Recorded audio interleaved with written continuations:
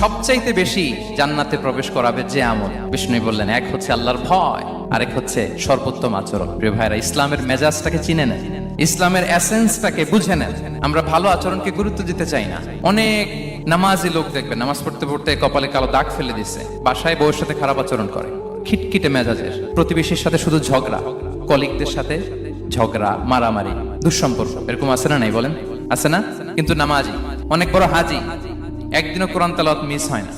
তো এত আবাদত করেও সে ইসলামের আসল এসেন্সটাকে ধরতে পারেনি। বিষ্ণু বললেন, সবচেয়ে বেশি জান্নাতে প্রবেশ করাবে যে দুটি আমল, একটি হচ্ছে তাকওয়াল্লাহ, আল্লাহর ভয়, আরেকটি হচ্ছে উত্তম আচরণ, সর্বোত্তম আচরণ। তো আমরা যেন উত্তম আচরণের অধিকারী হই। আমার স্ত্রীর সাথে যেন ভালো আচরণ করি, প্রতিবেশীর সাথে যেন ভালো আচরণ করি, ছেলে মেয়েদের সাথে যেন আমাদের অ্যাটিটিউডটা ভালো থাকে, আচরণটা ভালো থাকে, কলিগের সাথে যেন ভালো থাকে। বিশ্বনবীর আচরণ যেমন ছিল তেমন আচরণ যেন আমরা গড়ে তুলতে পারি। আওয়াজ করে পড়ুন আমিন।